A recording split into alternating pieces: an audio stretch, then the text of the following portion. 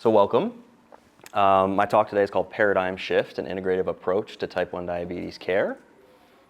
So my name is Nick Kundrat, and my intro into the health and wellness world started at a very young age. That's me checking my blood sugar. So I was diagnosed with type 1 when I was 4, so I've had it for 22 years now.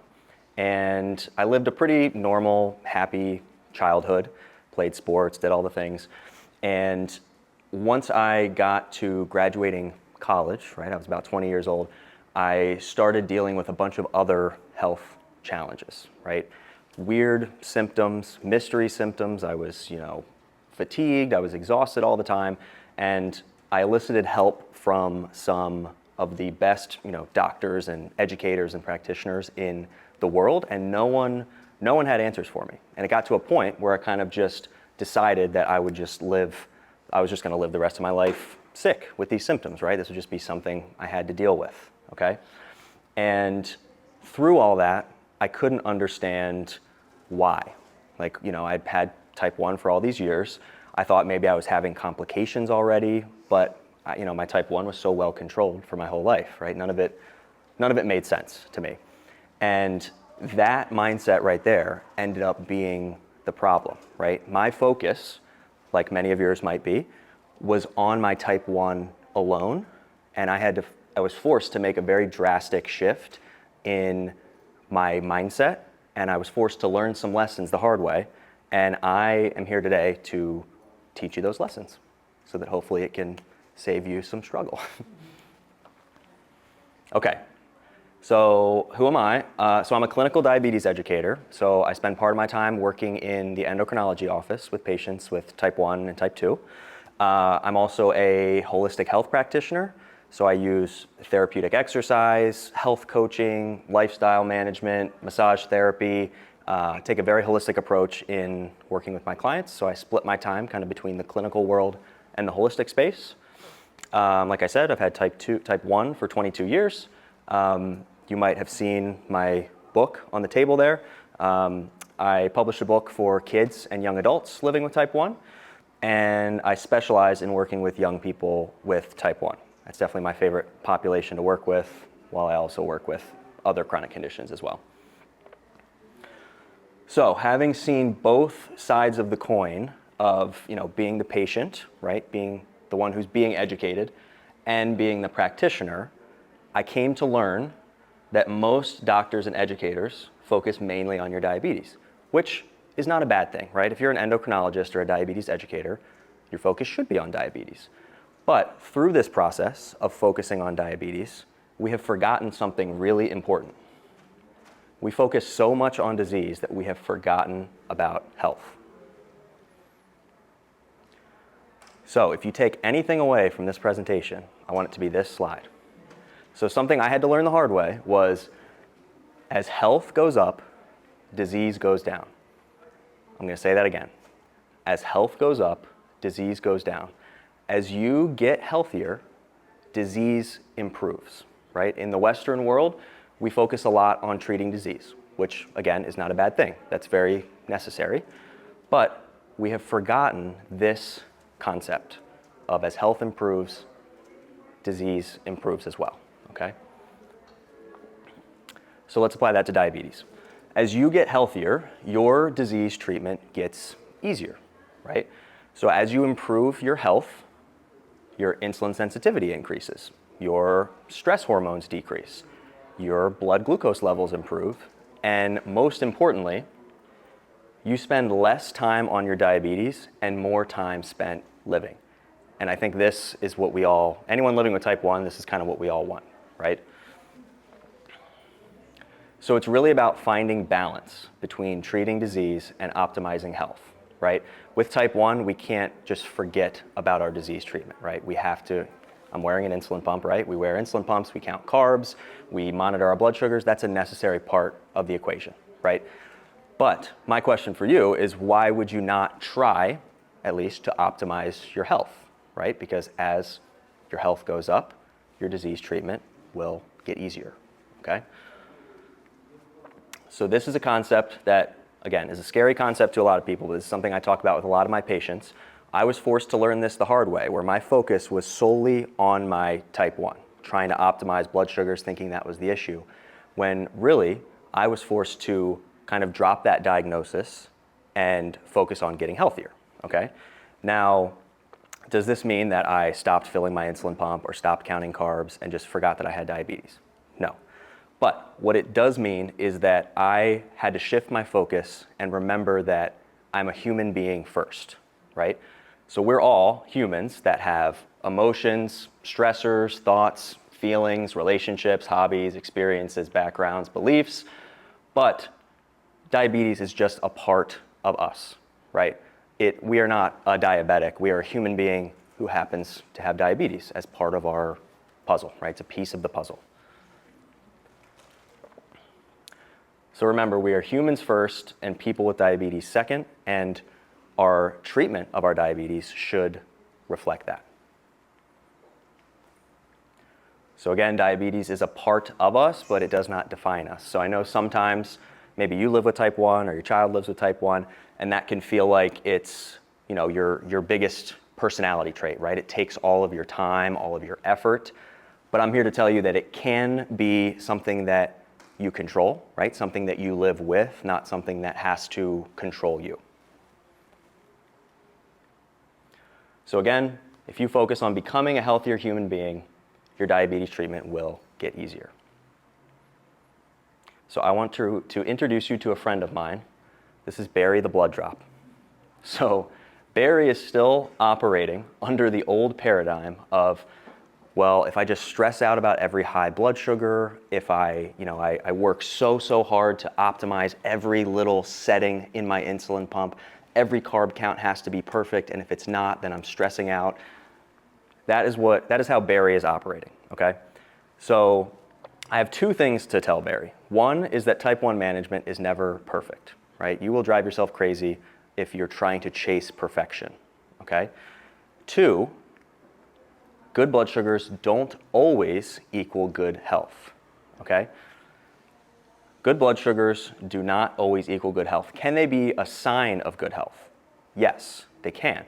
But something I see in practice, something I see in the clinic, and I've seen with myself, is that we have amazing diabetes technology now, CGMs, insulin pumps, and I have a lot of patients who are not living a very healthy lifestyle, right? They're not sleeping well, they're not eating well, they're not moving their bodies, yet they come in and they have pretty good blood sugars, right? And that mindset is fine if your goal is to impress your endocrinologist, right? But if you want to live a long, healthy life free of complications, focusing on health is really the key.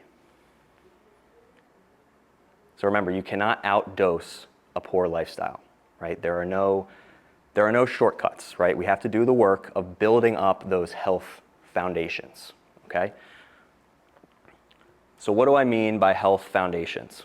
So if you were building a house, right, you have to have a strong foundation to build on top of, okay?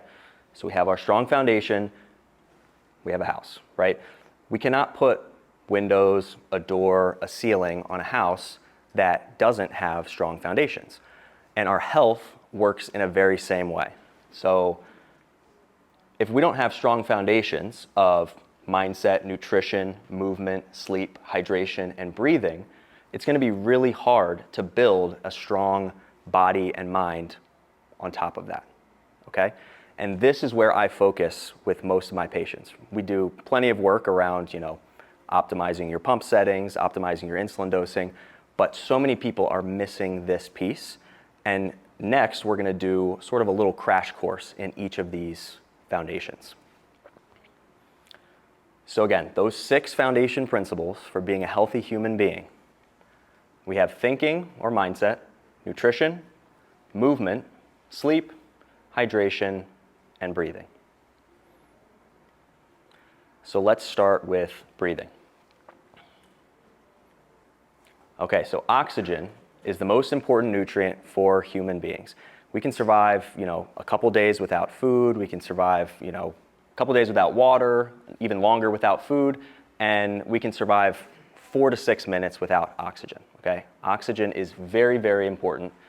Average person breathes almost 26,000 times a day, right? So if we're not breathing in maybe an optimal way. Of course, we're all breathing, right? We're all living, but there are more optimal and less optimal ways to breathe, okay? So we're gonna touch on what that optimal way is today. So again, how you breathe matters. Okay, so let's do a little activity here. So I'm gonna walk you guys through what an optimal breath looks like, okay? So optimal breath actually starts with the position of your tongue. So let's have everyone sit up straight. And the position of our tongue that we're aiming for is this one right here. So that is our tongue gently suctioned to the roof of our mouth. So if you make this noise, that kind of clicking noise, that's actually the natural resting place for our tongue, right? And sometimes, for some of us, it's really hard for our tongue to stay there. We have what's called low tongue posture, where our tongue sits on the bottom of our mouth.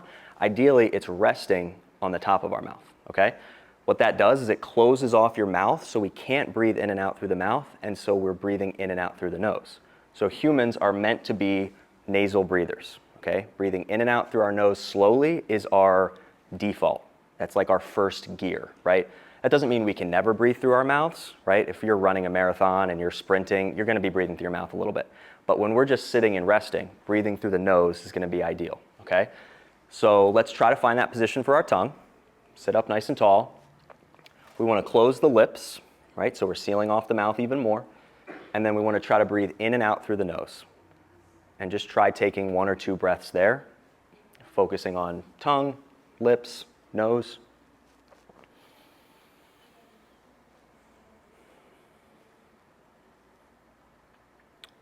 Okay, so now let's have you take one hand and put it on your chest, one hand on your belly.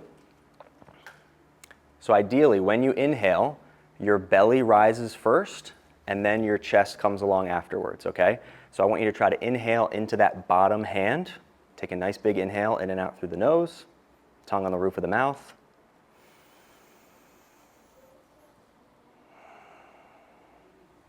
Yep, awesome, trying to move that bottom hand. Let's do one more breath. And then on the exhale, we're just letting it out. We're just letting it all go. We're not focusing on which one's moving first. Okay, so now let's have you take your hands and put them on your side ribs. So kind of down here, close to your lower back. And I want you to have your thumbs on your back ribs and your fingers on your side ribs, okay? So we're gonna do the same thing. We're gonna breathe into the belly, but this time I want you to see if you can get a little bit of expansion into those side ribs. So really focus on seeing if you can breathe out this way, pretending like you have wings almost and your ribs are going out when you inhale. So let's do 2 breaths like that. Remember, we're in and out through the nose, tongue on the roof of the mouth. One more big inhale. And let it all go with an exhale. Awesome. Okay, last one. Let's have you take your hand, put it on the top of your head. And we're going to do the same thing. So we're breathing into the belly. You can put your hand on your belly if it helps. Take a nice big inhale into that bottom hand. And let it go. So ideally, when you inhale, your spine gets longer too. So when we breathe, what you just felt is you're expanding this way, you're expanding this way, and you're expanding this way. So breathing is really important because it is pumping your whole body. It's helping with circulation. It's helping move things through the body. Breathing is key. And of course, like I mentioned before, it's helping with oxygenating your body and your cells. Okay, so here's a little exercise. We're going to do this together, another breathing one. So this is called a triangle breathing exercise. So you can use this. This is a tool in your toolbox. You can use anytime you're feeling stressed, anytime you're feeling panicked, anytime maybe it's before bed and you need to kind of tone it down before you sleep. So it's very simple. So we're going to go inhale, exhale, and hold, okay? So we're going to inhale and then right into an exhale and then hold for 3 seconds and then we're going to go again, okay? So we're going to start with the inhale. Let's inhale, exhale, and then hold. 1, 2, 3. Let's go again. Inhale, exhale, hold. 1, 2, 3. Okay, and just tune into your body. You can close your eyes and just tune into how that feels. Does anything feel different? Does your breath feel different? Does your mind feel different? What do you notice?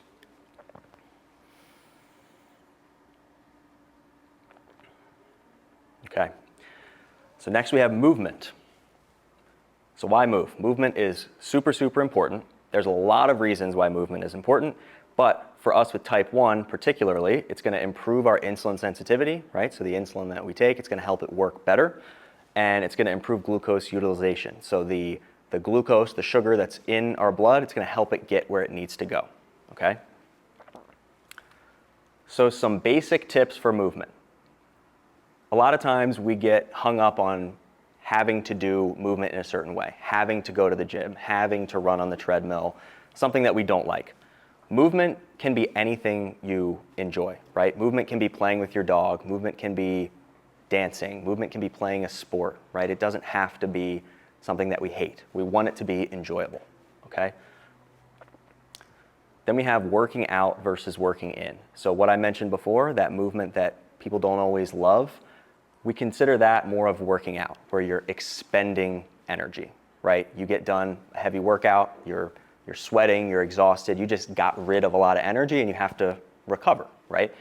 Working in is similar to working out, but it's going to be a lot gentler, right? So it might be stretching, rolling out on the floor, maybe doing yoga, maybe doing Tai Chi, right? So in the Western world, we focus a lot on working out, right? But we don't focus very much on working in. And you have to find a balance between these two to get to optimal health, right? If you just got off of a really busy work day, a lot of times the last thing our body wants is to expend more energy in a workout. But sometimes we force our body to do that when gentle movement and working in is really what we need. Move with others. So that could be group classes, it could be playing sports. Humans are meant to do things together, right? So community, if we can bring community into the movement that we're doing, it's going to be great. Walking is the best medicine. I always say if, there's all these big pharmaceutical companies, if they could bottle up walking, they would make tons of money on it. Walking is a miracle drug for any health condition, right? When in doubt, walk more, okay? And then incorporating movement snacks. So a lot of times I call it movement meals and movement snacks. A movement meal is going to be like a workout, right? Where you spend 2 hours of your day at the gym, but the rest of the day you're just kind of sitting, right? You're just sitting, hanging out. Maybe you work a desk job, right? So movement snacks are going to be little bites of movement throughout the day. So if you work a desk job, maybe you get up every hour and you do some stretching, or you get up every hour and you go for a walk, right? So we want to live a life of movement, right? We don't just want to make movement a little part of our lives. Okay, so if you're interested, we're going to do a little movement activity. Are we okay with standing up and moving a little? Okay, so let's have you guys stand up. So I'm going to teach you a little movement snack that I really like. Make sure you have a little bit of room around you just so we don't hit anybody. Okay, so let's have you find your feet under you at about shoulder width, okay? And we want to feel like we're kind of in an athletic stance, right? So we don't want to lock our knees out too much, right? We want to be nice and bent at the knees just a bit. And let's have you close your eyes and just feel the ground under you, okay? Feel your feet, feel where you are in space. So this movement is called a spinal twist. It's super, super simple. All we're going to do is we're going to, think about your spine, right? It's in the back of your body. We're going to kind of twist our spine like if you were wringing out a rag, okay? So you're going to stay where you are with your feet, right? And all you're going to do is you're just going to let your spine twist back and forth and just let your hands and your arms kind of just come along for the ride. Make sure our tongue's on the roof of our mouth. Make sure we're breathing in and out through the nose. And so this is an easy one that you can do really anytime, anywhere. I mean, you might get some looks if you do it out in public, but it's helping circulate blood through the body. It's helping your insulin work better, helping the sugar get where it needs to go. Super simple. Let's do a couple more. All right, now bring it back in. Close your eyes again and just tune in. See how your body feels. Notice what feels different. Notice how your breath feels. Notice how your body feels. Okay. Let's take a seat.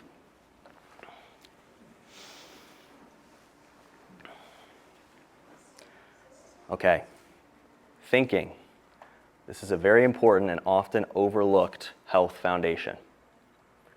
So, your thoughts, your beliefs will create your reality, create your life. Meaning, our thoughts, the thoughts we think, lead to the thoughts that, or the feelings that we feel, which leads to how we act. Okay? So let's take an example of an egg. So if you're watching the news and the person on the news says that eggs are terrible for you, right? They're a bad food, they're loaded with cholesterol, you should not eat eggs, right? They just implanted that thought into your mind. You now have that thought in your head, right? So now your feelings start to change. When you see eggs, maybe you see them on a menu, maybe you're at the grocery store about to buy eggs, you see those eggs, you might feel disgusted or grossed out, right? That's going to change the way you act, right? You're not going to buy those eggs anymore because you feel disgusted every time you see them because you think that they're bad for you, right? Now, that might or might not be true, that thought that got implanted in your head. But the thought that you think about eggs led to how you acted towards them.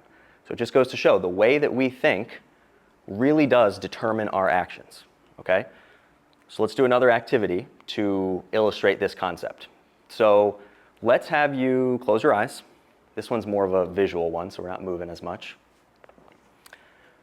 So let's have you close your eyes, and I want you to imagine you're sitting in your living room. You're relaxing, you're sitting in your living room, and then you stand up and you walk over to your kitchen. Okay, you're feeling the cold tiles under your feet. You're walking through your kitchen and you open up the cabinet or the cupboard and you pull out a cutting board. Okay? You take that cutting board, you're going to put it on the countertop. You're going to grab a little paring knife out of your knife block or out of your knife drawer. And you're going to put it down on the cutting board. You're going to reach over to your fruit bowl and you're going to grab a lemon. Notice how the outside of that lemon feels in your hand.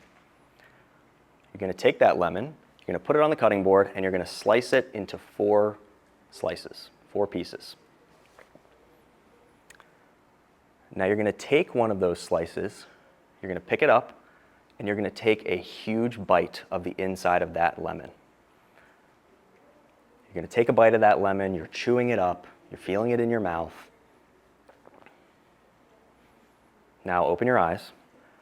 Can someone tell me what they noticed, if they noticed anything? It tastes sour in my mouth a little bit. It might taste sour. Yeah. You might start salivating, right? So kind of a fun little exercise, but it just goes to show the thoughts that we think change how our body acts, right? Your whole body hears every thought that you think. So if you're constantly thinking bad or talking bad about yourself, your health, your diabetes, your body is responding to that on a real-time basis, right? So let's apply this to diabetes directly. If your thoughts are, my body's broken, diabetes is unbearable, diabetes is taking over my life, that's probably going to lead to some feelings of frustration, some feelings of anger, feeling burnt out, right? And that's probably not going to lead to the best treatment decisions. You know, we talk about like rage bolusing, right? When you're angry and frustrated because your blood sugar won't come down and you're just giving all the insulin and it ends up stacking up, causing you a low, right? That's an example of one of those poor treatment decisions, okay? Because we're coming from a place of frustration and anger rather than a place of calm level-headedness, right? So we call that stinking thinking. So stinking thinking is kind of a funny little term that basically just means you can think yourself into poor health. You can poison your body and mind with your thoughts, okay? So the way that we think about our diabetes every day determines how we treat it. So let's flip the script on that. If your thoughts transition to, well, my body's pretty strong, right? This is a challenge for me to grow from. Diabetes is just a part of me. It does not define me, right? If those are your thoughts, your feelings start to shift towards empowerment, confidence, feeling well equipped, right? And that's going to lead to better treatment decisions. And we call that an attitude of gratitude, right? So seeing our challenges and being thankful for our challenges in life, because type 1 is a big challenge, right?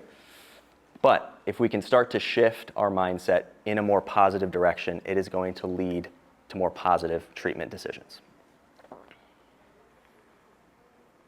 Okay, so we're going to do a little activity here. I don't know if you guys have some paper that you can write on. You can also just kind of think through this in your mind. But I have 2 questions for you to reflect on. One is, what have I or my child gained from living with diabetes? And for time's sake, we're going to move to number 2, which is, how has diabetes made me or my child stronger? How has diabetes made me or my child stronger?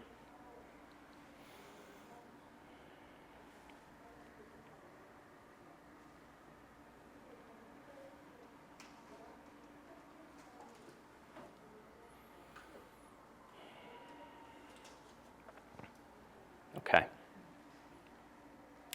So next we're going to move into sleep. So sleep is our body's primary rebuild, repair, and recover time. It's also our body's prime immune system time, right? It's the time when our immune system is the most active.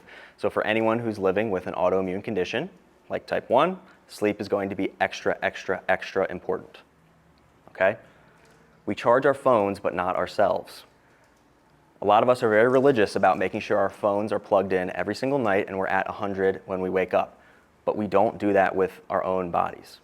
And that's arguably more important than your phone.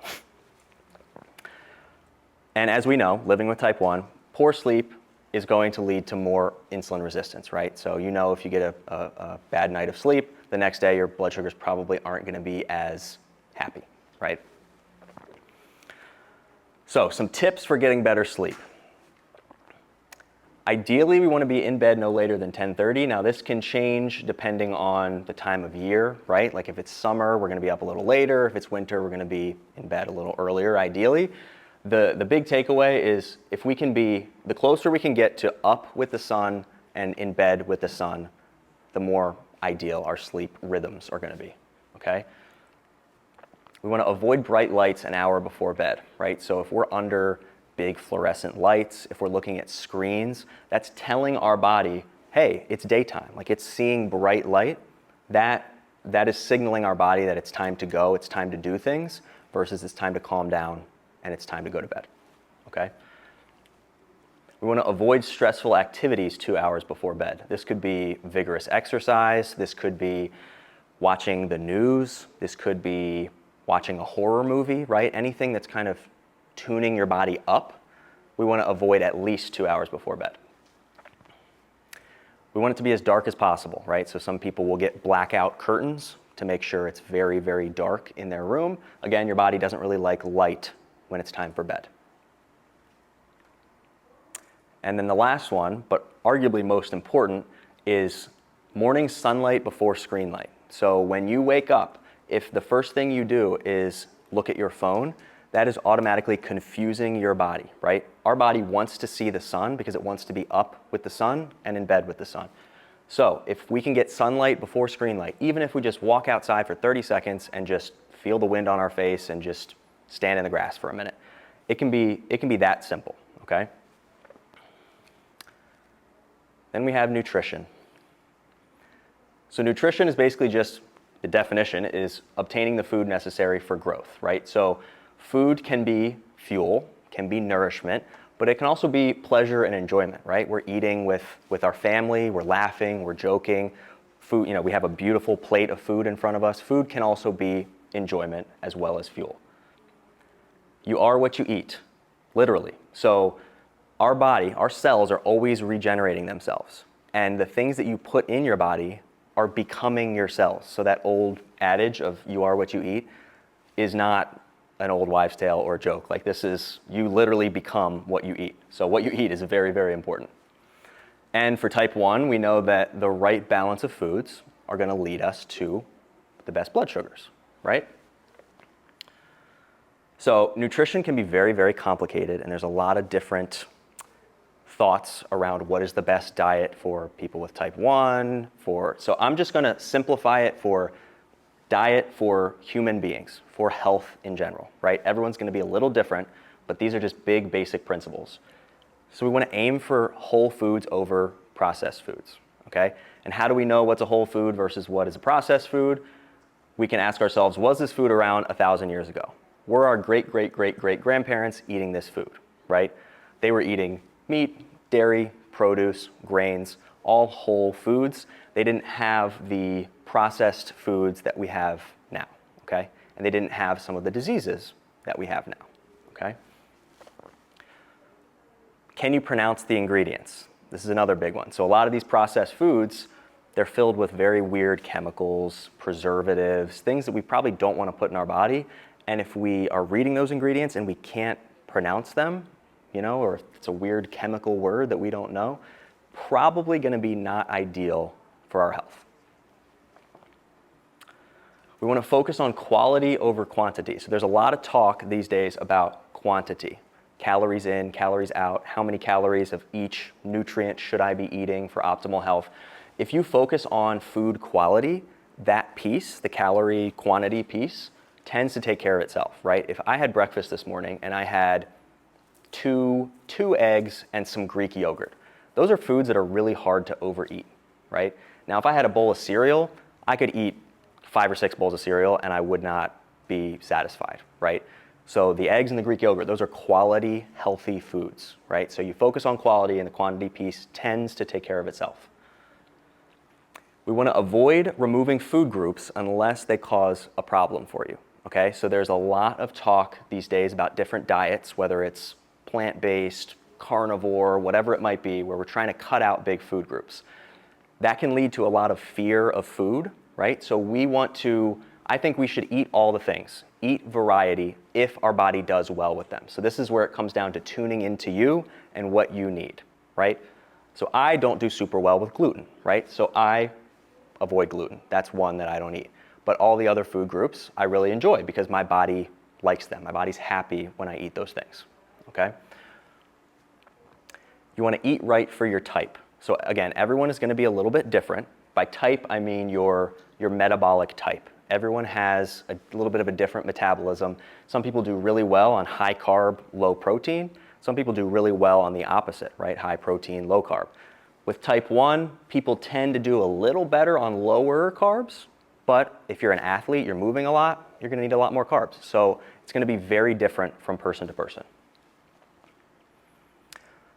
And we often forget that sunlight and nature are nutrients too, just like oxygen. Sunlight on our skin and, hearing nature, feet in the grass, all of those things are just as important as the food that goes in our bodies. Okay, we cannot forget about getting enough sunlight and getting out in nature. Okay, hydration, last but not least. So our body is 60% water, so hydration is going to be very important. Water does a lot of things for our bodies, but particular to type 1, when we're more dehydrated, we have more concentrated blood, leading to more sugar, a higher concentration of sugar in our blood, which is going to lead to higher blood sugars. So again, anyone with type 1 knows that if you're super dehydrated, your blood sugars probably aren't going to be very happy. So some basic tips for hydration. We want to aim for half our body weight in ounces of water daily. So I'm 200 pounds, so I have about 100 ounces of water a day, okay? Ideally, we want that water to be room temperature. Our body does not like really, really cold water with a bunch of ice in it because our body has to heat that water back up when it goes in us, okay? So we want to stick to room temperature, ideally. We want to sip the water rather than chug the water. Our body likes, sipping on water throughout the day rather than bringing down these big volumes of water. As far as type of water goes, this is a very hot topic and there's a lot of thoughts around this, but I'm going to give you the nuts and bolts. Best is always spring water, right? So if you have a local spring to you, If you go to findaspring.com, you can find a spring that's close to you, right? Spring water is going to be the most living water that we can have. It has minerals. It moves around all the rocks and the wells. That is ideal, right? Now, tap water with a filter like a Brita filter, a filter you might get from the grocery store, that's going to be good, right? It's good to filter our water. Tap water has some questionable things in it. It's going to be even better if we can use what's called a multi-stage filter. So you might see these under the sink sometimes. They have a few different cylinders. That's going to be better than your grocery store Brita filter. Also going to be a little more expensive. But again, best is always spring water. Minerals, living, live water. And we want to avoid drinking distilled. So distilled water is the opposite of spring water. It is dead water, right? All the minerals have been taken from it. So we want to try to avoid drinking distilled whenever possible.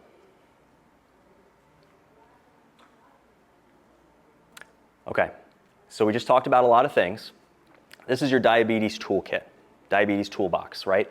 A lot of us have insulin pumps. We have glucose monitors in that toolkit.